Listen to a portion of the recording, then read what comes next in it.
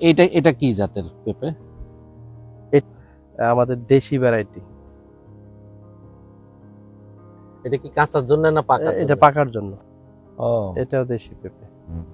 এগুলো সব মিষ্টি পেঁপে বিক্রি করা, পাকা পেঁপে বিক্রি করার জন্য ইয়ে হ্যাঁ, করছে। আমরা কাঁচা, আমাদের এলাকায় কাঁচাটা তেমন বিক্রি করা হয় না, ওই পাকায়া বিক্রি করা হয় ও, বেশিরভাগই। পাকলে হ্যাঁ, মিষ্টি হবে? পাকলে মিষ্টি হবে এটা। তাই? এটা এই চারা থেকে নিছেন? এটা আমি যেমন কিছু এলাকায় কিছু গাছ থাকে দেশি গাছ, হ্যাঁ, ওই হ্যাঁ। গাছের ফল কালেক্ট করে হ্যাঁ, হ্যাঁ। আহ, চারা পানে মানে নিজে তৈরি করে আমি এটা লাগাইছি আর কি। ও, আচ্ছা আচ্ছা আচ্ছা। এটা টপ লেডি? হ্যাঁ হ্যাঁ হ্যাঁ, এটা টপ রেডি। ও, এটা টপ রেডি। এটাও কোনো মানে হাইব্রিড, সরাসরি হাইব্রিড না, এটা হাইব্রিড থেকে কালেক্ট করে তারপরে চারা। মরিচ সব খাবার খেয়ে নিয়েছে, তাই পেঁপের উৎপাদন কিছুটা কম। হাইব্রিড থেকে বীজ থেকে এরকম ফলন হতে পারে? হ্যাঁ হ্যাঁ, টপ রেডি ফলন হয়। হয়। হ্যাঁ, এটা তো আসলে সত্যিকার অর্থে এটা তো যদি পেঁপে হিসেবে লাগাইতাম হুম। তাহলে মনে হয় আরো ভালো হইতো, কিন্তু এই গাছের মাটির যে খাবার, এটা তো মরিচ সংগ্রহ করে নিছি। হ্যাঁ, এই জন্য দেখা গেছে যে হয়তো উৎপাদনটা অনেক কম। তার মানে তাহলে এই বীজটা আপনি কোথায় পাইছেন? এটা আমি হাইব্রিড থেকে কালেক্ট করছি, ওই এই বাজার থেকে কিনে? বাজার থেকে না, আমার এক চাচা, ওনার কাছ থেকে আমি পেঁপে সংগ্রহ করে হ্যাঁ হ্যাঁ, আমি বীজ রাখা তারপরে টপ লেডির? হ্যাঁ, টপ রেডি। ও, তাহলে তো সম্ভব ভাই অনেক। তাহলে তো প্রতি বছর যে চাষিরা ওই বিভিন্ন বীজ পরবর্তীতে খুঁজে। হ্যাঁ হ্যাঁ, পরবর্তীতে কেমন হয় জানি না, কিন্তু প্রথম বছর হাইব্রিড থেকে বীজ রাখলে ফলানো সম্ভব। হ্যাঁ হ্যাঁ, এটা আমি যেটুকু জানলাম আর কি। তাহলে এটা টপ লেডি? হ্যাঁ, টপ রেডি। আচ্ছা আচ্ছা। আর ফলের এই গুণাগুণ বা ওই যে ওই আকার আকৃতি, ওই যে হাইব্রিড যেরকম হয় এরকমই হয়েছে। হুম হুম হুম। জমি 2 বিঘার একটু বেশি, বর্তমানে ফল ধরেছে প্রায় 600 গাছে। আপনার এখানে কতগুলা গাছ আছে? আমার এখানে 1000 গাছ লাগাইছি, কিন্তু এখন হয়তো বা 800-900 আছে। 800-900 না? আচ্ছা, এখানে জমি কতটুকু? জমি 2 বিঘার একটু পরে। 2 বিঘা, 33% বিঘা? হ্যাঁ, আচ্ছা, ওদিকে আরো সুন্দর হয়েছে এদিকের চাইতে। চলেন দেখি, ওইদিকে যাই দেখি।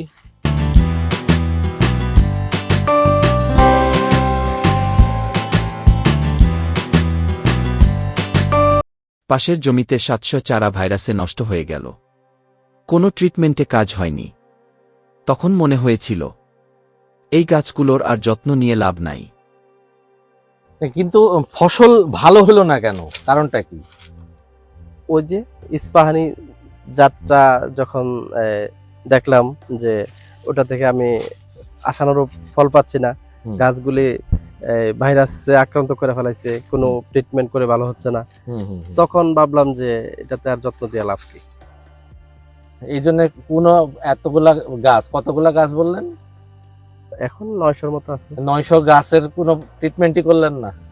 না, ট্রিটমেন্ট করে যখন ফেল, হ্যাঁ, তখন ওই শুধু এক জাতটা যখন মার খেয়ে গেলেন তখন বাকিগুলা বেশিরভাগ অংশই তো নষ্ট হয়ে গেছে। হ্যাঁ হ্যাঁ, এজন্যই তো আমি বাকিটুকুতে আর কি করব, ভাবলাম যে পুরোটাই যাবে।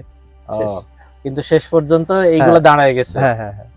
আচ্ছা, বলেন তো এটা কোন মাসে রোপণ করছিলেন এই এগুলা চারাগুলা?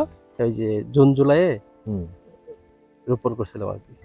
আমি সবসময়, আমি আগে সিজনালি করতাম, যখন জানুয়ারি ফেব্রুয়ারিতে রোপণ করতাম, তখন দেখা গেছে যখন আগে যদি উৎপাদন হইতো একটু দাম পাওয়া যেত, মাঝামাঝি যাওয়ার পরে দামটা একেবারেই ধসে যায়। তখন চিন্তা করলাম যে ওই সিজনটা বাদ দিয়ে যদি করা যায় তাহলে হয়তো দাম পাওয়া যাবে। তো গত বছর 1 বিঘা জমি করছিলাম তাইওয়ান কিং, মোটামুটি অনেক সুন্দর হয়েছিল। তখন আমি সর্বনিম্ন 70, উপরে 110 পর্যন্ত কেজি বিক্রি করছি। বৃষ্টি ভেজা জমিতে একটাও চারা মারা যায়নি। আচ্ছা, এই মালচিং পেপার যে আপনি ইউজ করছেন, এই যে মালচিং পেপার, এই মালচিং পেপারটা কি এই পেঁপের জন্য ইউজ করছেন না নাকি না না, এটাতে আমার মূল ফসল ছিল মরিচ। মরিচ? হ্যাঁ, ওই মরিচটা শেষ করে হুম ভাবলাম যে জমিটা আর ফেলে রেখে লাভ কি, হুম। তারপর পেঁপের চারা দিয়ে দিলাম। যে মরিচের ফাঁক দিয়ে হ্যাঁ। 4 হাত দূরে দূরে লাগাই দিলাম। মরিচটা আস্তে আস্তে শেষ হয়ে গেল, হুম পেঁপের চারাটা গ্রোথ হইতে থাকলো। হুম হুম, কিন্তু যখন ফুল ফল আসবে তখন থেকে ওই যে রোগে আক্রমণ করলো। রোগে আক্রমণ করে ওই যে জাতের জন্য আমার মনে হয় সবচেয়ে বেশি, কারণ যে জাতটুকু একেবারেই নষ্ট হয়েছে ওটা ইস্পাহানি। হুম, হুম, হ্যাঁ, হুম, আর যে জাতটুকু আমি নিজে হুম, কালেক্ট করে দেশি অথবা ওই টপ রেডির বীজ থেকে যেটুকু লাগানো হয়েছে মোটামুটি এগুলো তো পেঁপে আছে। হুম, হুম, বাকিটুকু তো আর এরকম পেঁপে নাই, কারণ ওটুকু তো নষ্ট হয়ে গেছে। হুম, আর এইটুকুতে গাছে গ্রোথ আছে, পেঁপে আছে, সবই আছে। ওটুকুতে গাছে গ্রোথ নাই, পেঁপেও নাই, গাছও শেষ। হুম। তো আমার তো ধারণা তাহলে জাতের জন্যই ওটুকুতে সমস্যা। আচ্ছা আচ্ছা, একই তো জমি, একই তো গাছ। হ্যাঁ হ্যাঁ হ্যাঁ। আচ্ছা, আর এমনিতে কি কি রোগ বালাই হয়েছে এই বাগানে? এমনিতে তেমন কোনো রোগ নাই। আমি 1000 গাছ লাগাইছি, একটা গাছও মরে নাই। এত বৃষ্টির মধ্যে, বৃষ্টিতে ভিজে ভিজে এই চারা লাগাইছি, তারপরও কোনো চারা মরে নাই। পেঁপের চারা নিজের তৈরি, শ্রমিক নিজেই কাজ, এখন যা বিক্রি হবে পুরোটাই লাভ। এই পেঁপে গাছে ধরেন চারা রোপণের পর থেকে মরিচ উঠানো শেষ করার পর এ পর্যন্ত কত টাকা খরচ হয়েছে?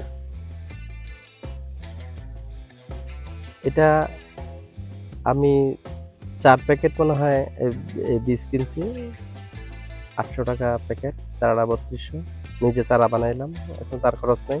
হুম, আর এই চারা এটা আমি পেঁপে কালেক্ট করছি, হয়তো বা যার কাছ থেকে পেঁপে আনছি সে পেঁপে টাকাও নেয় নাই, হুম, তো ওটাও ফ্রি পাইলাম। হুম, তারপরে চারা উৎপাদন করতে যা হয় নিজের পরিশ্রম, লাগানো নিজে লাগাইছি।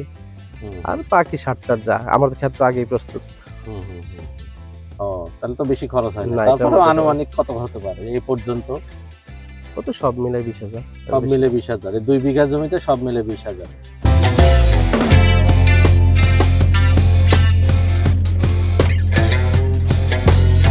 রমজানে সব পেঁপে পেকে যাবে, আশা করছেন দাম 70 থেকে 110 টাকা কেজি।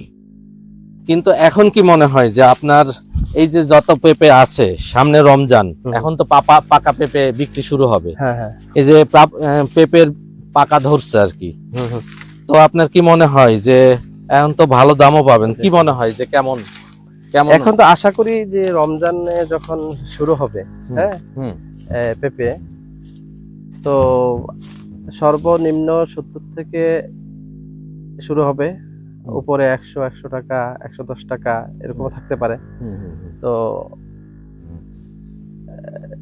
এখন উৎপাদন যেটুকু হয়েছে এটুকু বেচা কেনার পরে বোঝা যাবে যে কিরকম বেচা কেনা করা যায়। আমি আরো 4-5 বছর আগে পেঁপে চাষই করতাম, অন্য কোনো চাষ করতাম না।